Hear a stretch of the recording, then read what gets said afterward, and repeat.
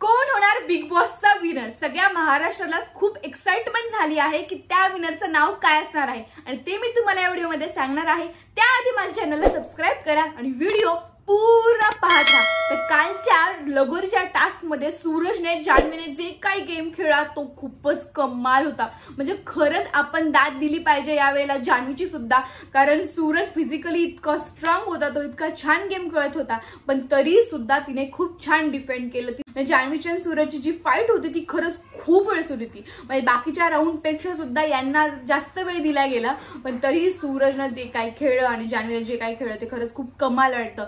आणि एक टीम हा टास्क जिंकली याचं एकमेव कारण होता सूरज। हे ऐकून मला खूप भारी वाटलं। म्हणजे बाकीच्या लोकांचं म्हणणं आहे की सूरजना फक्त वोटिंगमुळे टिकून आहे, त्याचा गेम स्ट्रॉंग नाहीये, पण सूरजने इथे दाखवून दिलं की त्याचा गेम किती स्ट्रॉंग आहे। हो, खरंच कॅप्टन्सच्या टास्क मध्ये सुद्धा सूरज खूप छान खेळला होता आणि त्यावेळेस बी टीमने सगळ्यांनी मिळून ठरवलं होतं की सूरजला कॅप्टन करूयात, कारण त्यामुळेच ते तो टास्क जिंकणार होते आणि त्यांनी तसं केलंही, याचं मला खूप कौतुक वाटलं होतं। आणि तेव्हाही सूरज जो कॅप्टन झाला होता त्याच्या मेहनतीने झाला होता, त्याने तो टास्क ज्या पद्धतीने कंप्लीट केला होता, त्या शक्तीच्या जोरावर त्याने तो टास्क कंप्लीट केला होता आणि म्हणूनच तो कॅप्टन झाला। आणि आजही ए टीम तो टास्क जिंकली याचं एकमेव रिझन आहे सूरज आणि फक्त सूरज। हो, सूरजमुळे ए टीम हा टास्क जिंकली, पण याचा फायदा बाकीच्या लोकांनी जास्त घेतला।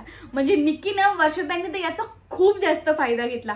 वर्षाताईंनी तर चक्क जान्हवीला आणि अंकिताकडनं पाय सुद्धा दाबून घेतलेत आणि निकीनं पॅडीदादांकडनं फ्राईड राईस बनवून घेतला। खरंच माझी अशी इच्छा होती की निकी सांगकाम्या व्हावी, म्हणजे सगळ्या लोकांनी निकीला काम सांगावीत, कारण निकी कोणता टास्क कंप्लीट करत नाही। मला पाहायचं होतं की निकी हा सांगकाम्याचा टास्क कसा कंप्लीट करेल, पण झालं उलट। सूरजमुळे हे ए टीम वाले जिंकले, पण सूरज बाकीच्या लोकांना काहीच काम सांगत नाहीये। आणि नंतर मुद्दा उचलला डीपी दादाने। हो, त्यांचं म्हणणं होतं की मला फ्रीज क्लीन हवंय आणि तर फ्रीज मध्ये बघितल्यावर कळलं की तिथे काही फूड कस्टर्ड ठेवलं होतं वर्षाताईने, ते 2 दिवसांपूर्वीचं होतं। म्हणजे इथे लोकांना खायला मिळत नाहीये, खूप लिमिटेड खाणं आहे आणि वर्षाताईने तिथे काही फ्रुट्स वेस्ट केले। यार, हे बघून मला खूपच शॉक बसला होता। पण हा पण मुद्दा उचलला निकीने। हो, निकीला पॉइंट दिसला की त्यावर काहीतरी बोलायचं असं निकीचं ठरलेलं असतं, तर हा पॉइंट डीपी दादाला मिळाला, पण हा पण लगेचच निकीने उचलला की हे चुकीचे वगैरे, बिग बॉस हे बघा वर्षाताई काय करताय वगैरे। यावेळेला त्यांनी वर्षाताईंना खूप टार्गेट केलं, कारण त्या निगेटिव्ह दिसाव्यात। कारण लास्ट टाइम पण ज्यावेळेस कोथिंबीरचा मुद्दा झाला होता तो पण निकीने उचलला। म्हणजे लास्टच्या भाऊच्या धक्क्यावर पण ही गोष्ट उचलल्या गेली होती की वर्षाताईनं कोथिंबीर फेकून दिली। त्यामुळे निकीला असं वाटलं की यावेळेस पण तसं काहीतरी व्हावं आणि वर्षाताईंची इमेज बाहेर निगेटिव्ह पडावी, म्हणून लगेच निकीनं तो मुद्दा उचलला आणि नंतर झाला चक्रव्यूहचा गेम। हो, तो गेम तो खरंच खूपच भारी होता। म्हणजे डीपी दादांना कॉन्फिडन्स होता की मला हा गेम माहिती आहे, मी हा गेम पूर्ण करू शकतो, म्हणून पहिला चान्स दिला डीपी दादाला आणि जान्हवीला। हो, डीपी दादा त्याला डिरेक्शन सांगणार होते आणि जान्हवी तो टास्क कंप्लीट करणार होती, पण त्यांनी काही झेंडे उचलले, पण त्यांना तो टास्क कंप्लीट करता नाही आला। आणि तो टास्क जिथे एंड होणार होता तिथे एक वीट होती आणि त्याची प्राइस होती 2,25,000। हो, त्यामुळे हा टास्क कंप्लीट करणं खूप जास्त महत्वाचं होतं।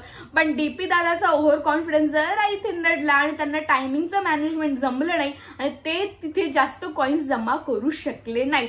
आणि कॉइन्स नव्हते, हे त्यांची विनिंग प्राइस होती, ती पण त्यांनी खूप कमी मिळवली। आणि निकीचा आणि वर्षाताईंचा गेम तर बघून मी खूप हसले। म्हणजे निकीला ती 50,000 वाली वीट उचलायची होती, तर त्या मॅडमने 50,000ची वीट नाही घेतली, त्याच्या खालचा जो बॉक्स होता तोच घेतला आणि बाहेर आली। बरं, बाहेर येऊपर्यंत वर्षाताईंना ते दिसलं नाही की तिने 50,000ची वीट उचलली नाहीये। हे बघून मी खूप शॉक झाले होते। आणि निकी जेव्हा बाहेर आली त्यावेळेस 43 सेकंद बाकी होते आणि त्यामुळे निकीने खूप रडली पडली, निकीला खूप वाईट वाटलं मी ते बघून। आणि हिच्या डोळ्यात ना पाणी होतं आणि काय होतं, फक्त रडण्याचा ड्रामा करत होती।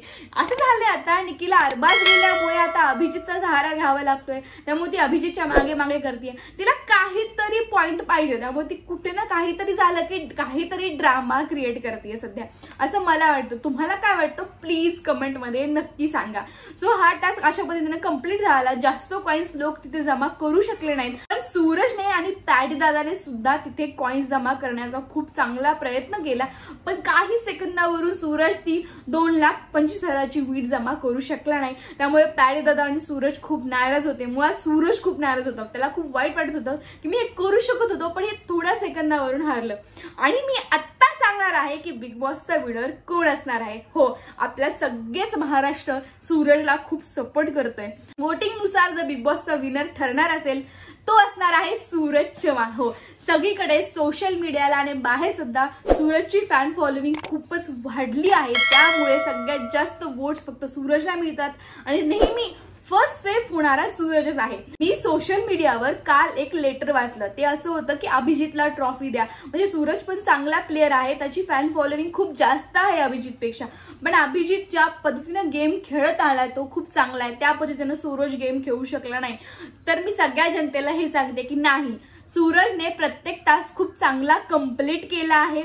तो म्हणजे डे 1चा सूरज आणि आजचा सूरज मध्ये खूप बदल आहे. म्हणजे कॅप्टन्सी टास्क असो, कालचा लगोरीचा टास्क असो, त्यामध्ये सूरजने दाखवून दिले की तो किती केपेबल आहे विनर होण्यासाठी.